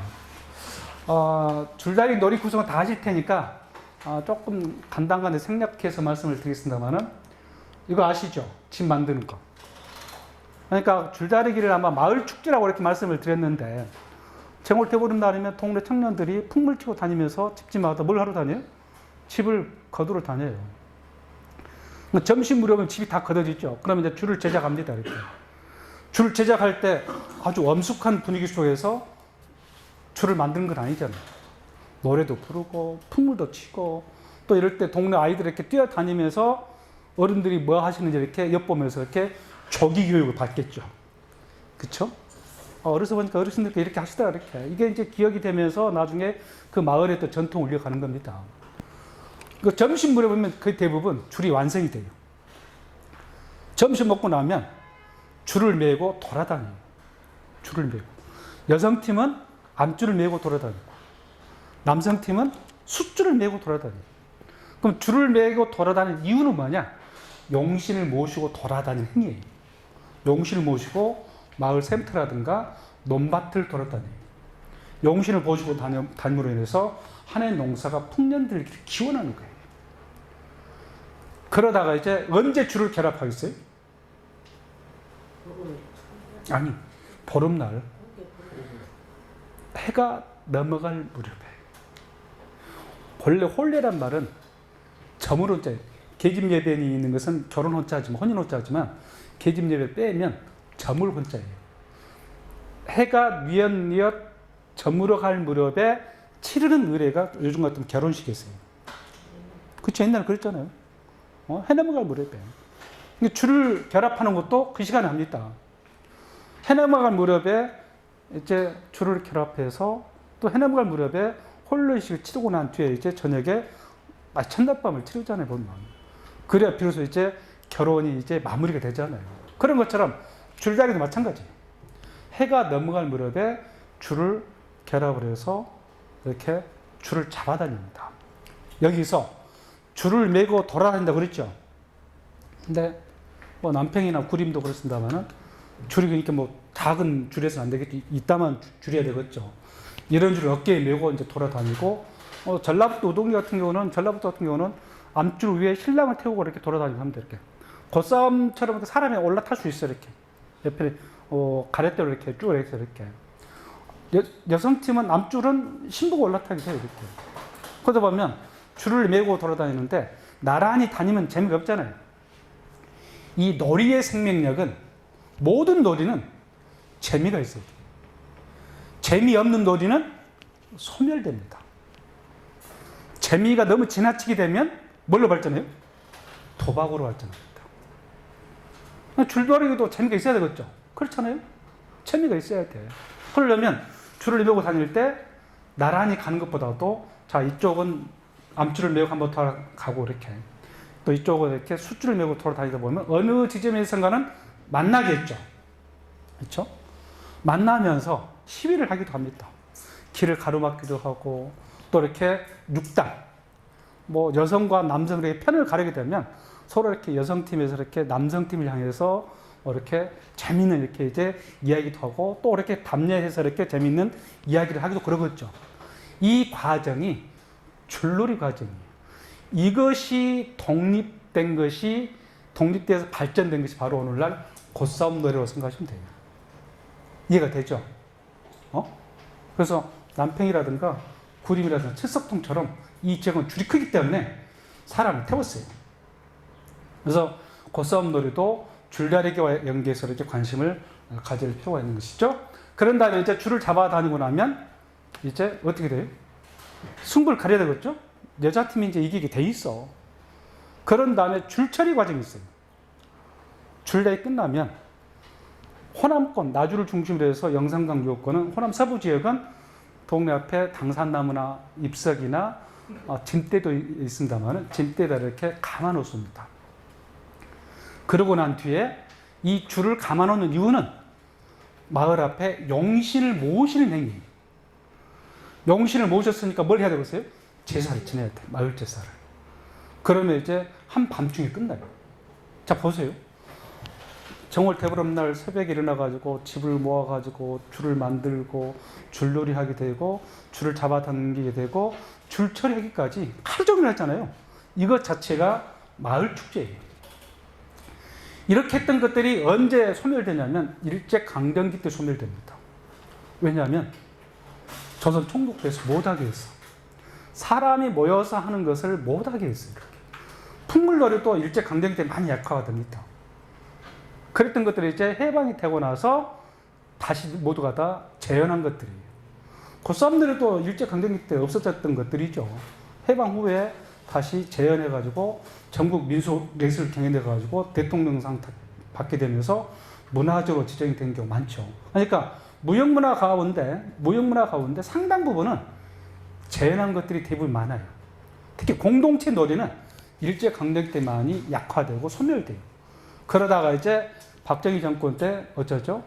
야, 우리 전통 놀이를, 전통 민속을 교육에 좀 활용을 해라. 학교에서 뭘 하죠? 운동회 하잖아요. 그러면서 이제 줄다리기 하기 시작합니다. 이때 줄다리기는 승부만 내면 돼요. 천군 백군 해가지고 잡아당겨 끝. 진짜 재미없는 줄다리기죠. 그렇잖아요? 단순히 승부를 이렇게 이제 결정하기 위한 이런 수단으로 이렇게 이제 학교 현장 하다 보니까 줄다리기에 대해서 그 어떤 그 문화적 관념, 문화적 의미가 굉장히 퇴색되어 있어요. 사실은 줄다리기야말로 마을 공동체 축제라고 말할 수 있고 마을 공동체 문화라고 이렇게 말씀을 드릴 수 있는 겁니다. 줄다리기만 하는 것이 아니라 되게 또 어떤 지역은 줄다리기도 하고 이게 또 당산제와 연결돼요. 당산제 연결돼요. 요즘 축제 구성을 보면 전야제 하잖아요. 전야제. 이 전야제의 역할하는 게 바로 옛날 같으면 당산제를 지내는 거예요. 당산제 지내고 나면 그 다음날 보름 대보름날 풍물놀이와 마을 사람이 모여서 이렇게 줄다리기 합니다. 이렇게. 이게 본행사예요. 그리고 이제 이 당산제도 끝나고 줄다리기 끝나면 마을 총회를 합니다. 마을 총회에서 모든 걸 결산하게 되죠. 마무리하게 되는 것이죠. 이 모두가 다 전통적인 마을 축제했던 그 구성으로 이렇게 갖춰져 있는 것을 우리가 확인해 볼 수가 있습니다. 한 좀 5분만 쉬었다 할까요? 네. 몇 개, 2개인가 하면 될 거야. 아마. 나머지는 한국의 전통적인 탑은 전부 홀스탑이에요. 근데 층수 세다 보면 짝수 나오면 얼른 일 빼면 돼요. 탑을 층수 세는 방법은 밑에가 기단부가 있고 탑신부가 있고 상중부 이렇게 3등분 되죠. 탑신부만 세야 되는데 기단부하고 탑신부를 구분을 못해요. 일반인들은. 그러다 보니까 짝수가 나오는 경우가 참 많아요. 뭐 기단부도 1층 기단, 2층 기단 이렇게 구분되어 있잖아요. 어쨌든 홀수, 양기가 충만한 날 굉장히 선호하게 되는데 그러니까 우리가 양기가 충만한 명절 언제예요? 설날. 그보다 더 5월 5일, 1월 1일, 3월 3일, 7월 7일 다 홀수가 중복된다 그래요. 9월 9일. 9월 9일을 중양제라고 하죠. 양이 겹쳐서 중양제를 했던 거예요. 그러니까 이처럼 한국인들은 홀수를 많이 선호했는데 이 모두가 다 제가 봤을 때는 아마 음양사상과 좀 밀접한 관련이 있지 않을까. 음양사상과 연결시키지 않고서는 도저히 해석할 방법이 없어요. 그것도 옛날처럼 옛날부터 그래 왔어 이렇게 설명하는 시들이 이제 아니에요. 이제는 설명해 줘야 돼요. 하투칠 때도 그런 것 같아요. 이발장보다는 저는 하투는 모르겠네요. 너무 많이 앞서가신 것 같은데. 그래서 이제 삼과 금줄 말씀드렸어요. 진짜 500원 주세요. 자, 또 궁금한 거 딱 또 생각해 주셨다가 또 말씀드릴게요. 자, 줄다리기 그림이죠. 이게 이쪽에 이제 암줄과 수줄. 그러니까 남자들끼리만 이렇게 줄을 잡아 다니는 경우도 있겠죠. 그런 경우도 남자팀과 여자팀 구분해야 돼요. 고싸움놀이 같은 경우도 보면 윗마을, 아랫마을 이렇게 구분하죠. 윗마을이 남자팀입니다. 아랫마을이 여자팀이에요. 근데 아랫마을이 항상 이기게 돼 있어요. 동부팀, 서부팀. 동부가 윗마을이고 서부가 또 아랫마을이에요. 동쪽은 양이잖아요. 서쪽은 혜진이 쪽이니까 음이 해당되잖아요. 동부팀과 서부팀 나누면 서부팀이 이기게 돼 있어요. 여기에 중요한 비밀이 하나 있어요. 우리 이 전통 한국 사회에서는 집을 지을 때, 집을 살다 보니까 서로 헐어버리고 새롭게 지어야 돼. 집을 지을 때 뒤로 올려서 짓지 않는 관행이 있어요. 앞으로 당겨서 지을 수는 있어요. 이해가 돼요? 그러면 윗마을과 아랫마을이 있다라면 인구가 어디가 더 많아지겠어요? 아랫마을이. 아랫마을이 인구가 많을 수밖에 없어요. 근데 그 운동회 때는 우리가 천군, 백군 나눌 때는 뭐 천군 20명, 백군 20명 다 이렇게 하지만 사실 마을에서 그렇게 안 하잖아요. 그냥 마을에 고사선 다 나오면 돼. 남녀노소 불문하고 이렇게. 그런데 인구학적으로 이 공간구조를 보면 아랫마을 쪽이 훨씬 더 인구가 많아요. 왜냐하면 마을이 이제 번창하게 되면 위로 이렇게 집을 올려 짓지 못하기 때문에 점차 내려가겠죠. 그러니까 고색 창연한 집은 동네 입구에 있지 않아요. 동네 가운데는 뒤쪽으로 올라갑니다. 계속 올라가다 보면 이제 우리가 풍수에 보면 주산이 있어요. 주산. 이 산의 혈기가 내려와서 맺어진 것 바로 천령혈자래요. 천령혈. 그런 곳에 주로 많이 할아버지 제당이 많이 만듭니다. 그러니까 할아버지 제당은 동네 뒤쪽에 위치하는 경우가 많아요. 할머니 제당은 동네 앞쪽에, 또 안쪽에. 이것도 이제 공간적으로 보면 그렇게 이제 배치되어 있는 것을 알 수 있죠. 어떻든 여성팀이 이겨야 풍년이 든다는 관념을 가지고 있고 고싸움놀이는 바로 줄다리기와 연결시켜서 우리가 이해할 필요가 있겠죠. 이런 것들이 모두 이런 문화가 칠석동에만 있었던 것이 아니고 남평이라든가 영암 구림. 제가 실제로 조사해 보니까 영암 구림대가 비슷하게 했어요. 지금 다 소멸됐죠. 이제 입석하고 조금 간략히 설명해 드리겠습니다. 이것은 지금 오늘날 나와 있는 입석이나 장승은 마을 공간구조하고 아주 밀접한 관련이 있어요. 우리가 이제 그 집을 짓고 살려면 남양집을 짓는 게 살기 편한가요? 아니면 서양집이나 동양집이나 북향집을 짓는 게 좋은가요? 한국의 생태 환경이, 자연 환경이 남양집을 지어야 돼요. 겨울에는 햇빛이 저 거실 안까지 들어와요. 여름에는 햇빛이 안 들어오고 선선해야 돼. 이 기후 조건 때문에 그렇습니다. 그러면 남양집을 지으려면, 자, 풍수란 말은 무슨 말이냐면 방풍득수의 줄임말이에요. 방풍, 바람을 막아주고, 득수, 물을 얻을 수 있어야 돼요. 바람을 막아줄 때 뭐가 막아줘야 돼요? 산이 막아줘야 돼. 이때 바람은 어떤 바람이에요? 북쪽에서 부는 바람. 겨울에 북쪽에서 부는 바람 굉장히 매섭죠. 폭풍을 막아줘야 돼. 그래서 마을 뒤쪽에 큰 주산이 있고 있어야 돼. 바람을 막기 위해서. 그리고 그 앞에 물이 흘러가야 돼. 그래 물을 얻을 수 있는 것이니까. 이런 공간 조건을 가지고 있는 곳이 사람이 살 가장 좋은 곳이에요. 그런 곳에 또 보면 또 좋은 말을 하면 명당에 해당한다고도 말씀드릴 수 있어요. 우리가 집집마다 울타리가 있죠. 그렇죠? 경계 컬러입니다. 마을도 울타리 있어요, 없어요? 있어요. 그럼 이 마을의 울타리도 산새가 산자락이 마을 울타리 컬러야 돼. 자, 그러면 이제 어떤 곳이 가장 살기 좋은 곳인지 한번 생각해 보세요. 뒤에 큰 산이 있고, 서쪽도 이렇게 산자락이 이렇게 마을 울타리 역할을 할 수 있는 산이 있고, 동쪽도 이렇게 마을 울타리하는 역할이 있고, 동네 입구가 남쪽을 향해야 돼요. 그렇죠? 이런 곳이 가장 살기 좋은 곳이에요. 그런 곳이.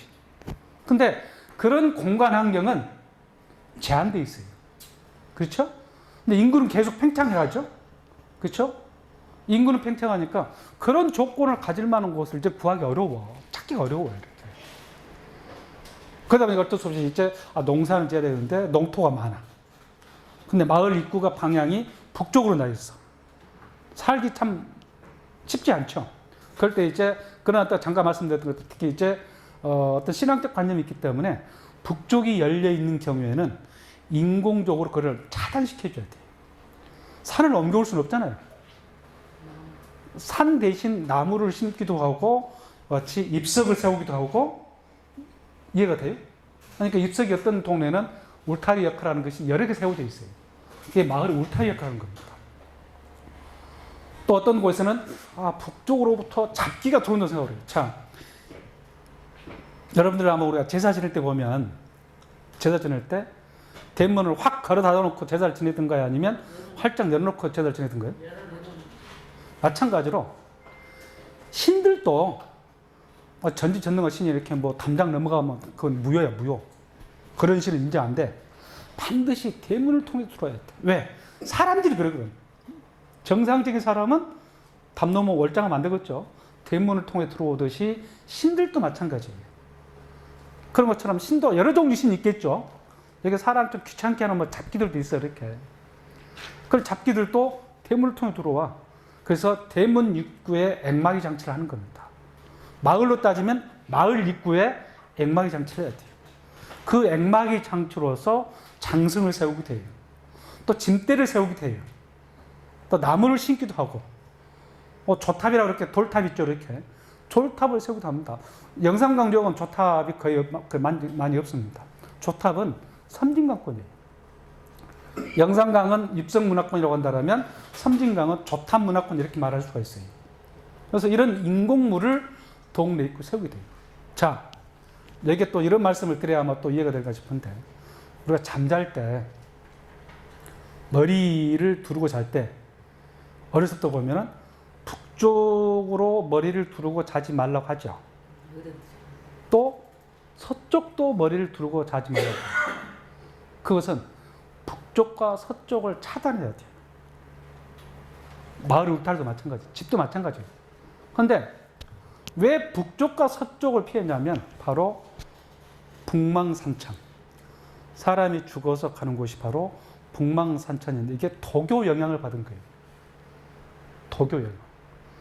자, 불교에서는 뭐 어디죠? 서방정토. 그렇죠? 서방정토. 그래서 북쪽과 서쪽을 가렸던 겁니다. 그런 까닭에 잠잘 때도 서쪽이나 북쪽을 머리를 두르지 못하도록 했던 거예요.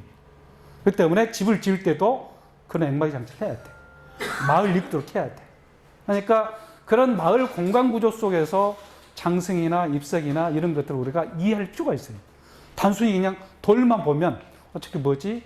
이해가 안 될 겁니다. 그래서 아마 그런 말씀을 드리는데, 원래는 입석도 보면 거석 숭배, 그러니까 암석에 특히 이제 정령이 있다고 생각을 해서 큰 바위 밑에서 이렇게 치성도 드리고 공도 드리고 그러잖아요. 이제 그런 문화가 선살대로 이어집니다. 그 되게 옛날에는 특히 이제 화순에 가면 고인돌이 많이 있을 텐데, 고인돌 주변에 또 입석을 많이 세우기도 합니다. 고인돌 주변에. 그래서 이 큰 돌을 숭배하는 그런 관념이었던 것이 나중에 이제 풍수 사상이 개입이 돼요. 자, 문화라는 것은, 생활이라는 것은 하나만 있는 것이 아니라 점차 하나, 둘, 셋 증가되죠. 추가되죠. 복합되죠. 입석도 마찬가지예요. 옛날에는 어떤 그 거석 숭배 대상으로서 돌을 세웠는데, 후대에 오게 되면서 그 거석 숭배 관념에다가 이제 풍수 관념이 추가가 돼요. 덧입혀져요, 이렇게. 그러다가 이제 풍수의 영향을 받아가지고 지금 현재 남아있는 그 상당수 입석이나 조탑이나 장승 이런 것들은 풍수와 관련된 것들이 많은 것 같아요. 지금 남아있는 것들은. 예외도 있습니다만은 그래서 풍수비보란 말은 비보란 말은 보충한다는 뜻이에요. 사람이 살아가는 마을 공간 조건이 있는데 좋지 않는 조건을 보완하기 위해서 돌을 세우거나 그럴 때 우리가 풍수비보란 말을 씁니다. 이해가 되죠? 그래서 영산강조기 조단 입사가 대부분 474개나 되는데 나주도 이렇게 많아요. 화수는 더 많죠? 지석강, 광주 이렇게 연결되죠? 그래서 아마 이쪽 보세요. 여수, 광양, 순천권하고 이쪽 서북권을 비교를 해보세요. 훨씬 이쪽이 많죠? 그 중심에 이제 화순, 나주가 있어요. 그래서 이쪽은 잎석이 많이 분포되어 있는데 이런 잎석은, 거석은 우리나라만 있는 거 아니죠. 프랑스에도 있습니다. 이렇게. 이거는 이제 거석 숭배. 풍수 목적으로 세워진 것은 아니에요. 이제 재단 역할. 재단 역할. 아마 여러분들 영국 여행 가시면 이거 많이 가보실 겁니다. 스톤헨지. 여기는 재단이에요. 규모가 엄청납니다. 이 거석 숭배. 우리나라에서도 당연히 이런 거석 숭배가 많이 있죠. 큰 어떤 아마 금성산 있고 뭐 나주에 뭐 월출산이 있습니다만은 월출산은 남성을 상징하는 산이에요. 남성적인 산이에요. 그래서 옛날에 보면 굿을 하려면 나는 아들을 얻기 위해서 굿을 하는 경우 있겠죠. 그럼 월출산 자라에서 굿을 제일 많이 써요. 성기석이 참 많아요. 성기석. 그래서 이 거석 숭배는 우리가 세계 보편적인 그런 현상들입니다.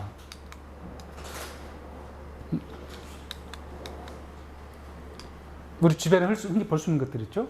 당산나무 옆에도 이렇게 잎석을 세워놓기 있죠. 이런 경우는 이제 풍수 목적으로 세웠다기보다도 당산제를 지내기 위한 그런 어떤 그 당산 할머니, 신을 모시기 위한 수단으로 잎석을 세우기 때문에 이럴 때는 신앙 대상이 되는 것이 있죠. 이런 데도 보면 성열이 많이 이렇게 패여 있습니다. 성이라면 이렇게 구슬, 그러면 여성을 상징하는데, 되게 이것을 보면 이제 아들을 낳기 위해서, 풍요를 기원하기 위해서 이렇게 아마 많이 하기도 하죠. 나중에 혹시 이제 순창 가실 일 있으면 꼭 한번 보시기 바랍니다. 남근석이에요. 잎석이 이제 또 남근석으로 이렇게 발전을 해요.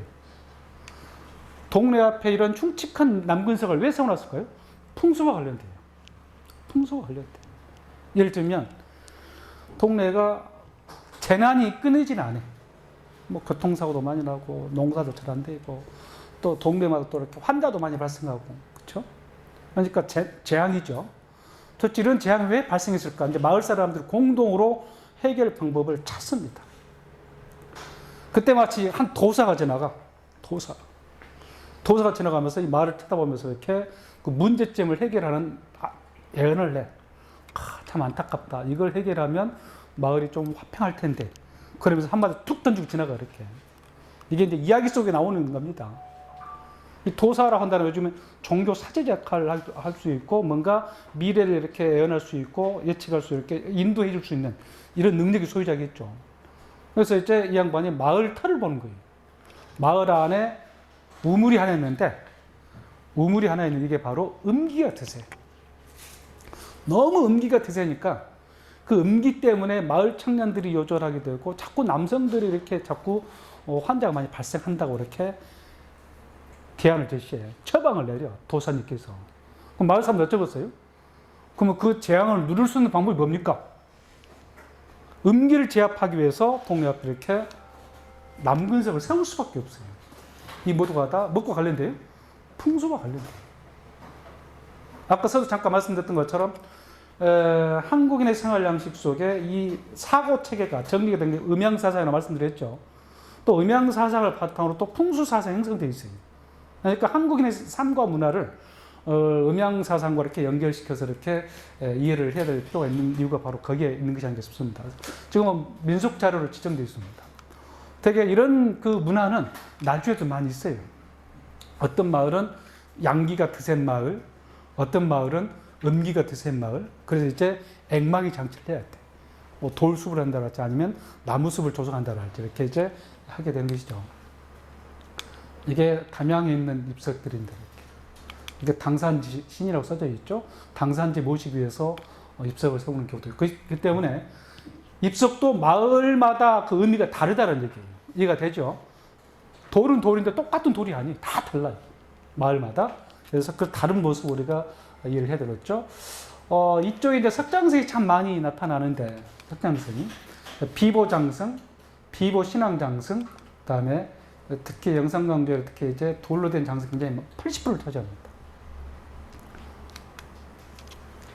이게 번거지 형태 장성, 그다음 손의 모습을 하고 있는 장성도 굉장히 많아요. 그래서 아마 아까 서두에 잠깐 말씀드렸죠.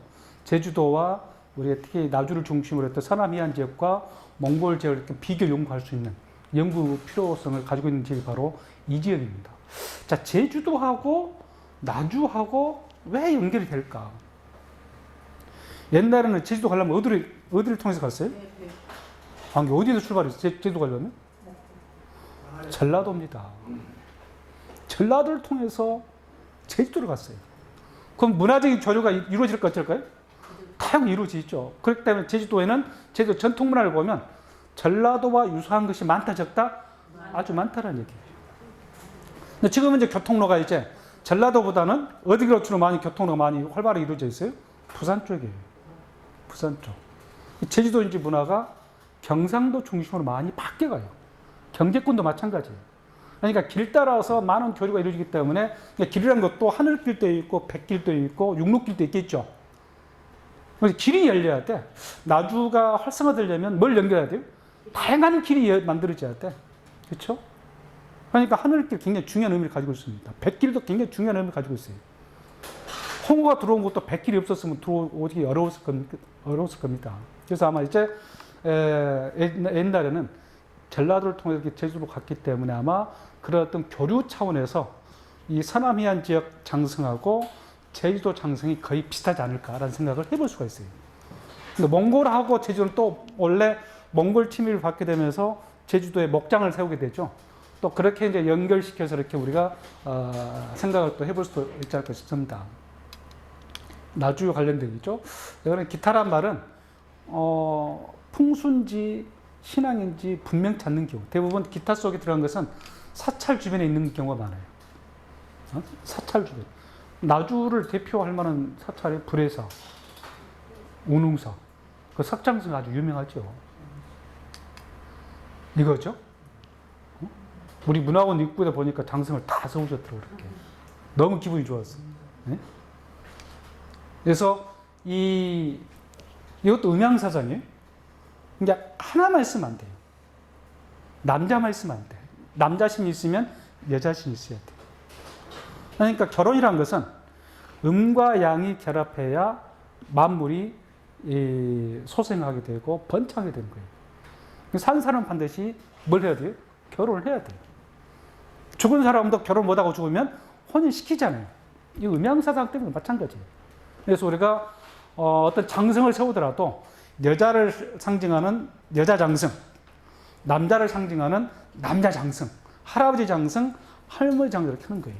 그래서 되게 하원이란 말은 아래. 이 양반이 할머니야. 상원은 위죠. 이 양반이 할아버지 장성이야. 이렇게 수염을 만들어 놨죠. 그렇죠? 근데 글자라도 이렇게 명문으로 어떻게 알 수 있습니다. 중요한 건 뭐냐면 이런 그 장성 몸체에 글씨가 새겨져 있죠? 글씨가 새겨져 있는 경우는 손 모양이 없어요. 손. 우리 무덤 앞에 문인석이 있죠? 그렇죠? 무덤도 음양사상과 연결돼요. 큰 봉분이 있으면 봉분은 여성을 상징합니다.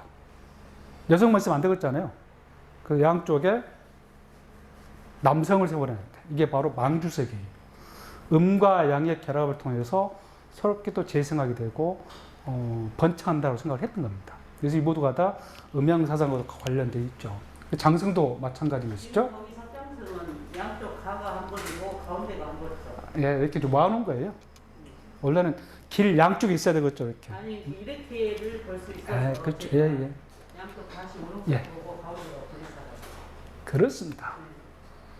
저는 이 할머니 사진을 이렇게 가져왔는데 이 할머니 사진을 볼 때마다 연상되는 게 장성인 것 같아요.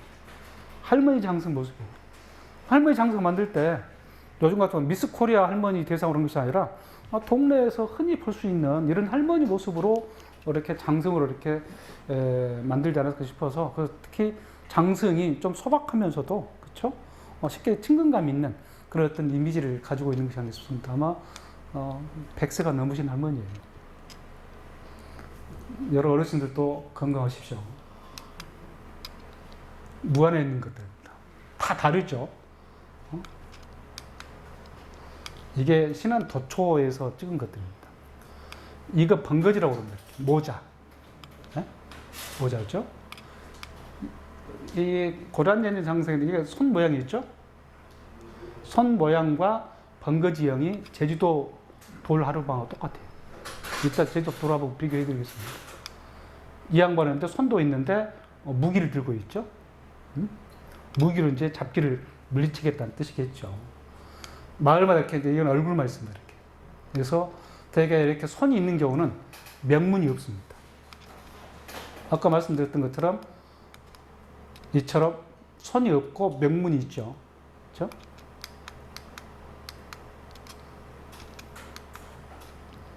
이게 한라산입니다. 제주도 돌하루방이에요. 거의 비슷하죠? 키만 좀 크고 작고 차이지. 그렇죠? 이 번거지하고 이 번거지 같잖아요. 이 손 모양하고 이 손 모양 같아요. 이게 몽골의 석상이에요. 장승이에요. 손 모양이 있어요. 제주도와 몽골과 전라도, 나주 이 지역에 유사성이 있는데 어떤 이유 때문에 이런 유사성이 나타나는지 한번 앞으로 나주학 연구소에서 한번 관심 가지고 한번 연구도 한번 해보시기 바랍니다. 모종도 좀 저는 관심을 좀 갖기 바랍니다. 모종. 모종의 분포권은 전라도예요.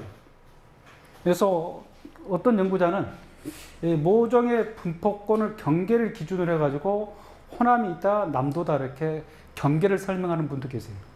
이 모종의 분포권은 금강 인왕까지 올라갑니다. 쉽게 말하면 또 백제권 이렇게 말할 수 있어요. 신라 문화권, 백제 문화권 같을 수가 없잖아요. 그렇죠? 그래서 아마 불교도 백제 불교와 신라 불교 다르잖아요.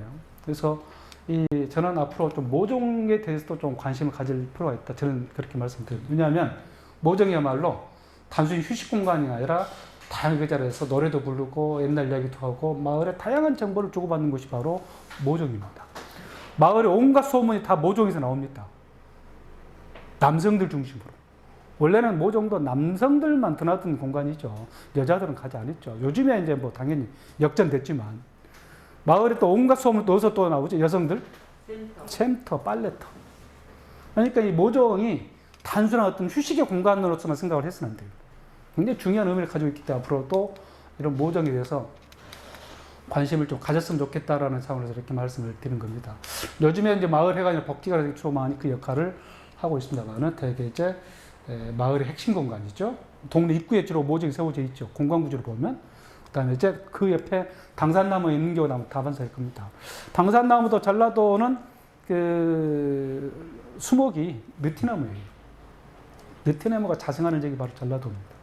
그래서 다양한 정보를 교류할 수 있고 여기서 정치, 사회, 문화, 예술의 교류 공간이 바로 모종이라는 점에서 다양한 어떤 그 의미를 지니고 있다는 것을 다시 한번 말씀을 꼭 드리겠습니다. 그래서 아마 모종 중심으로 마을을 들여다보는 것도 재밌어요.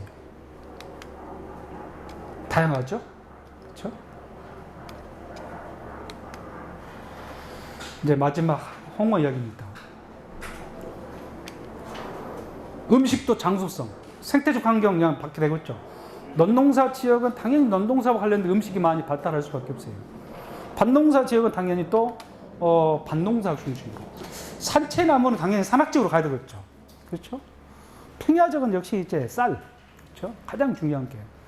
그래서 아마 떡, 제사상에 떡 올리죠. 가장 오래된 음식이 떡입니다. 옛날 선사시대에는 오늘날처럼 밥을 지어 먹는 것이 아니라 떡을 해서 먹었어요. 떡시로 그렇게 많았어요. 고대 유물에 보면 떡시로 그래서 많은 거예요. 그러다가 이제 본격적으로 농경사회가 되고 이제 벼농사를 짓기 시작하면서 이제 밥을 어떻게 줘요? 물을 부어서 끓여서 밥을 짓기 시작합니다. 물을 부어서 끓여서 밥을 짓기 시작한 지 아마 삼국시대 이후입니다. 그전에는 떡처럼 먹었어요. 밥보다 뜨거운 게더 어려울 것 그냥 뭐 요즘처럼 떡 하는 것은 아니고 막 빻아서 그렇게 안 하고 그냥 넣어버리면 그냥 떡밥이 되는 거죠, 보면. 그래서 아마 이제 그래서 떡은 원초적인 음식, 제사 음식으로 자리매김하게 되고 또 새로운 끓여서 먹는 밥은 일상 음식으로 이렇게 소통이 됐던 거예요. 그래서 항상 우리가 가장 오래된 음식을 할 때 우리가 이거 떡이기 때문에 항상 제사상에 빠지지 않는 음식 중 하나가 바로 그래서 떡이라고 이렇게 이야기를 해볼 수 있는 것이죠. 이런 것도 아마 환경에 많은 영향을 받게 되죠. 그래서 아마 나주 음식도 마찬가지로 나주 자연환경과 연결시켜서 한번 들여다볼 필요가 있어요. 그래서 이런 음식이 요즘 앞으로는 이제 먹는 게 참 중요한 역할을 합니다. 이런 음식이 이제 지역성을 반영하기도 합니다. 또 지역을 대표하는 어떤 정체성 표시로 그렇게 많이 자리매김하기도 합니다. 요즘에 이제 뭐 전국적으로 글쎄 여러분들 어떻게 생각하시는지 모르겠습니다만은 나주곰탕 많이 알려져 있죠. 그렇죠? 그냥 나주곰탕 하면 곧 나주 지역성을 의미하고 또 나주 사람의 또 정체성과 연결시켜가는 정체성도 바뀌어가요. 그렇죠? 홍어 음식에서 뭐 이렇게 뭐 곰탕으로 바뀌어간다랄지 뭐 다양한 모습으로 이렇게 이제 변화를 해갈 수도 있겠죠. 그래서 아마 전라도와 흑산도를 연결시켜서 우리가 생각을 해봐야 되는데 이거 글은 제가 한번 논문을 쓴 적이 있어요. 제가 홍어를 워낙 좋아하니까 도대체 홍어가 어떻게 이렇게 변화가 됐을까?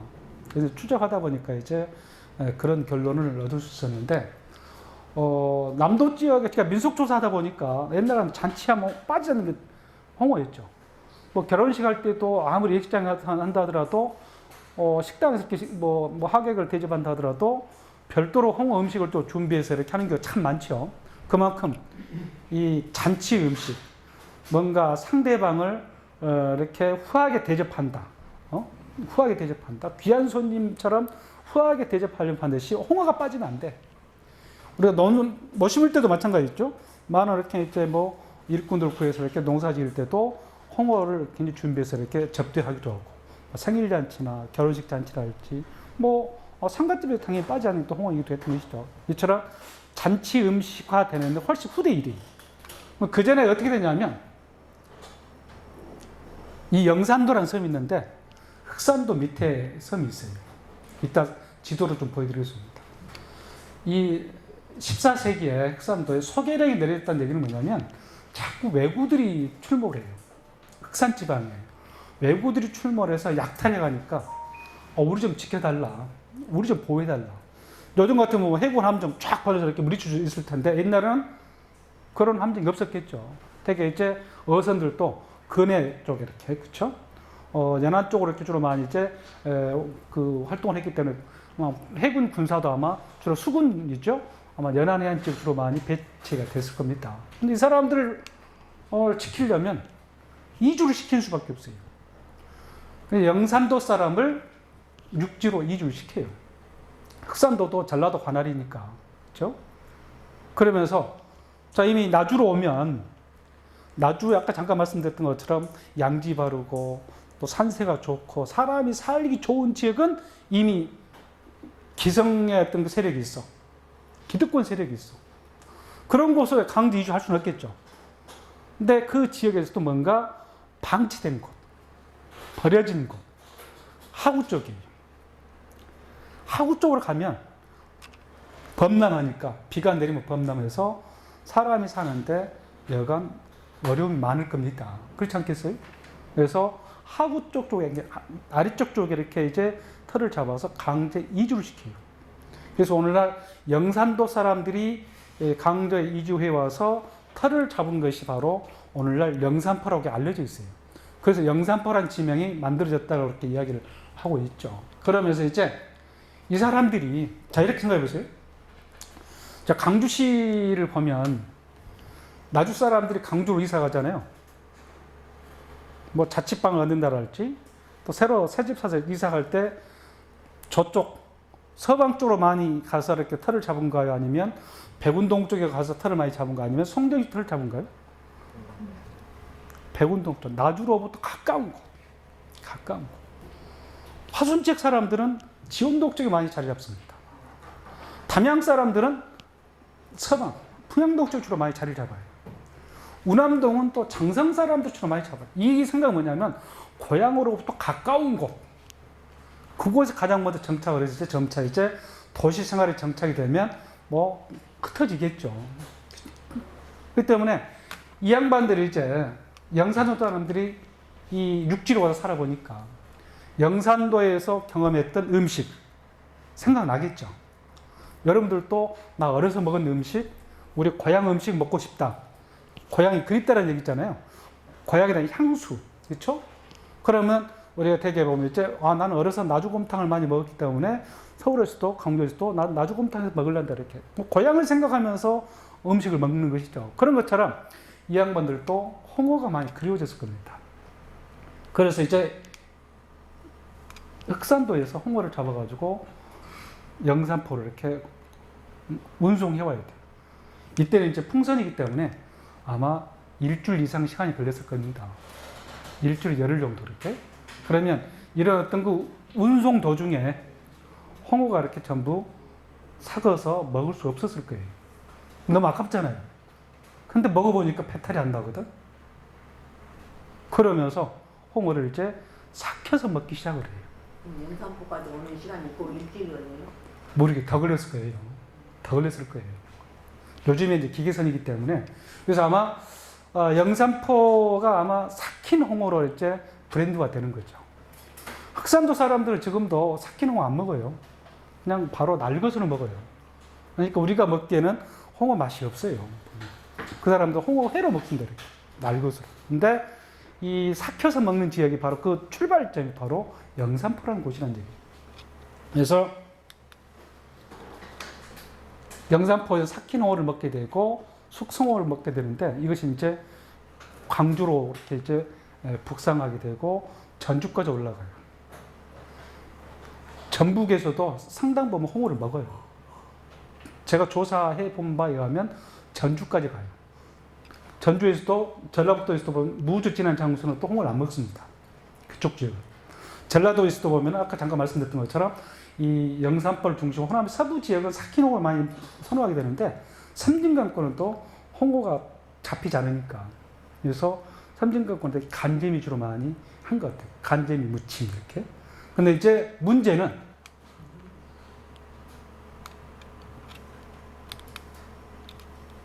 이거 철도, 길, 철도가 나와지고 되게 1922년에 이제 강주 철도 들어오게 되면서 이제 영산포 나주로 이렇게 이제 연결되게 됐죠. 목포로 연결되죠. 그래서 모든 음식들이 이제 길 따라서 이동을 하기 때문에 철길 따라서 이동을 하게 되고 또 광주에서 전라선이 또 만들어지겠죠. 보성으로 여수로 이렇게 철도가 만들어지게 되면서 그 지역 사람들도 홍어를 맛보기 시작합니다. 그 지역 사람들도. 그전에는 그 사람들은 홍어를 맛볼 수가 없었어요. 그래서 아마 이런 철길이 굉장히 중요한 역할을 했다라고 이렇게 이야기를 해볼 수 있겠죠. 그래서 아마 영산도 주민들이 이렇게 같이 이제 고향에서 경험했던 그 음식에 대한 기억. 그러니까 우리가 나이 드신 분들도 나이 드시면 점차 엄마가 해주던 어린 시절 음식으로 돌아가는 경우가 많으신 것 같아요. 어떻게 보면 인간의 삶이라는 것도 보면 성장 과정에서 본다면 어린 시절에 경험했던 것들이 한참 이제 청년기를 거쳐서 왕성하게 사회활동 끝나고 난 뒤에 이제 나이가 들어가면 다시 어린 시절로 돌아가는 것이 아닌가 싶습니다. 다시. 그러면서 이제 어린 시절로 돌아가면서 고향에 대한 그리움도 갖게 될 것이고 또 그 다양한 음식도 이렇게 많이 이제 어떤 그리워하는 그런 모습으로 이렇게 바뀌어가는 것이 아닌가 싶어요. 그래서 여수, 순천, 광양 홍어를 먹지 않았고 이제는 간재미를 먹습니다. 그래서 주로 목포, 무안, 영암, 한편, 나주, 화순 이런 지역에서 삭힌 홍어를 즐겨 먹게 됐는데 그 중시 출발점은 저는 감히 영산포라고 이렇게 이야기를 해볼 수가 있습니다. 그래서 2007년도부터 아마 영산포 축제가 이렇게 개최된 것으로 알고 있는데 되게 이제 영산포가 바로 홍어거리가 조성이 되어 있고 홍어 축제는 특히 영산강 유역의 종합문화예술 축제는 그냥 단순히 어떤 행사라고 생각하면 안 돼요. 축제에는 볼거리가 있어야 되고, 먹을거리가 있어야 되고, 몸으로 이렇게 느낄 수 있는, 체험할 수 있는 이런 것들이 있어야 되고, 또 뭔가 기억할 수 있는 그런 것들이 어우러져 있어야 됩니다. 그런 축제가 가장 의미 있는 저는 축제라고 생각을 합니다. 그래서 아마 앞으로는 제가 봤을 때 각 지자체마다 축제를 어떻게 활용하느냐에 따라서 어떤 지역 활성화에도 크게 아마 영향을 미치게 될 겁니다. 이제는 축제는 종합문화예술 상품이라고 생각하시면 돼요. 여기 계신 분들은 다 저 젊은 두 친구는 잘 모를 수 있겠는데, 어려서 그 삼촌이나 어른들로부터 선물, 과자 선물 기억난가요? 종합 선물 세트. 그러다 나중에 이제 점차 단품종 대량으로 바뀌게 되죠. 저는 축제가 바로 종합 선물 세트라고 생각하시면 돼요. 종합 선물 세트 역할을 해줘야 돼요. 그래야 축제가 다양한 용도로 활용할 수, 그 지역의 문화예술의 발전에도 축제가 기여할 수 있어야 되고, 경제적으로도 축제가 또 기여할 수 있어야 되고, 또 정치적으로도 이렇게 축제를 통해서 이렇게 기여할 수 있어야 돼요. 그 때문에 축제를 통해서 다양한 방식으로 소통할 수 있어야 돼요. 그래서 앞으로 선진국으로 가면 가장 중요한 상품 중에 하나가 바로 축제 상품이에요. 유럽, 일본 다 가보세요. 다 축제 관광 가잖아요. 뭐 카니발, 맥주 축제 뭐 등등 이렇게 다양한 축제를 하고 있잖아요. 그래서 그런 어떤 축제가 이렇게 이벤트성으로 이렇게 끝나기보다도 다양한 역할을 하고 다양한 의미를 가지려면 다양한 계층이 소통을 해야 돼요. 제일 중요한 게 축제의 주인공은 그 지역 주민이에요. 지역 주민이 주체가 돼서 관광객을 맞이해서 하나가 돼야 돼요. 지역 주민들이 배제된 채 관광객만을 위해서 하는 것은 오래 못 갑니다. 그렇지 않겠어요? 나주 축제 한다면 나주 사람들이 즐길 수 있는 축제가 돼야 돼, 우선 기본적으로. 그래야 관광객이 많이 옵니다. 그래야 와서 같이 머물다 갑니다. 근데 나주 지역 사람들이 배제가 된 채 외지인들만 이렇게 하다 보면 그건 이벤트에서 끝나서 별로 도움이 안 돼요. 그래서 하나가 돼야 돼요. 나주 사람과 관광객이 어우러져서 하나가 되고, 또 나주 지역에서도 청소년들이 소통할 수 있어야 되고, 남녀노소가 소통할 수 있어야 되고, 다양한 세대가 소통할 수 있는 이런 역할을 해주는 축제가 바로 가장 중요한 저는 의미가 있다고 생각합니다. 그런 점에서 축제는 축제다워야 돼요. 그런 축제야말로 다양한 기능을 합니다. 그래서 저는 개인적으로 영산포 홍어축제도 좀 그런 식으로 많이 발전해 갔으면 그런 바람을 갖습니다. 좀 정리해 놓은 건데요. 영산도 주민들이 집단 이주를 해와서 영산포로 집단 이주를 해오게 된 것이죠. 그다음에 이제 1920년대에 이제 철도가 개통이 되면서 이제 홍어 음식 문화가 이제 광주로 도시로 이제 북상하게 되죠. 이게 이제 농촌 인구 이동. 영산포 사람이나 나주 사람들이 이제 뭐 광주로 가기도 하고 서울로도 가고 그러잖아요. 대도시로. 그렇죠? 대도시로 가서 고향의 그리움. 그렇죠? 그럴 때마다 이제 홍어 음식을 찾게 되는 것이죠. 그러면서 이제 홍어 음식 문화가 전국적으로 확산이 되는 거예요. 그렇죠? 저는 이것과도 밀접한 관련이 있다고 생각합니다. 지식정보 산업사에 오면서 택배 문화 참 한국 대단합니다. 그렇죠? 그다음에 냉장 냉동 기술을 발달하게 되면서 홍어를 전국적으로 이렇게 유통시킬 수 있어요. 요즘 뭐 전화 한 통 다 받아볼 수 있잖아요. 이제 그래서 이제 홍어 음식이 원래 영산포 사람들이 먹었던 음식이 광주로 진출하게 되고 후대에 가면 서울로 진출하게 되면서 이제는 전국적인 음식으로 자리매김하고 있는 것이 저는 홍어 음식으로 생각합니다.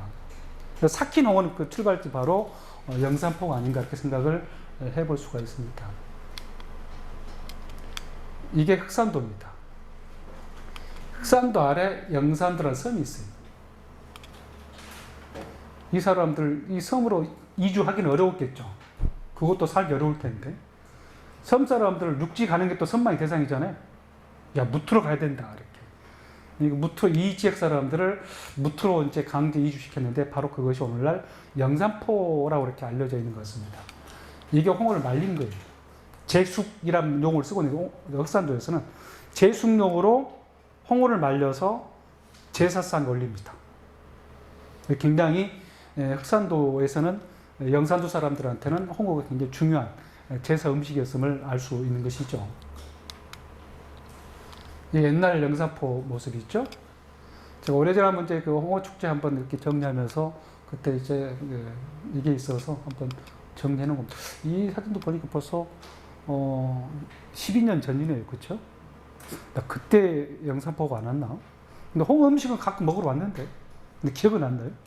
어떻든 요즘에 홍산포 홍어 이야기 이렇게 하고 있는데 저는 영산포를 중심으로 해서 홍어 음식 축제하는 것은 저는 나름대로 역사성도 있고 또 어떤 그 의미도 있다. 저는 그렇게 생각을 합니다.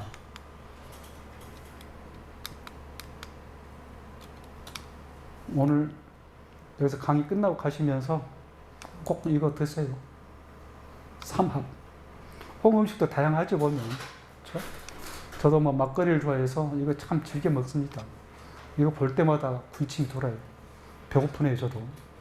안 하던 강의 2시간 했더니 배가 고파. 점심을 11시에 먹었거든. 왜냐하면 12시에 밥 먹고 하면 또 졸려서 이렇게 배부르면 강의하기 어렵더라고요, 이렇게. 약간 좀 배고픈 상태에서 해야 뭔가 이게 뇌 활동도 잘 되는 것 같아요. 이게 축제한 모습이에요. 그래서 나주항연구소에서 홍어 음식과 관련된 연구도 많이 하시고 축제화 시키는 데도 많이 역할을 해 주시기를 바라면서 제가 오늘 준비한 강의는 여기까지 마치겠습니다. 수고하셨습니다.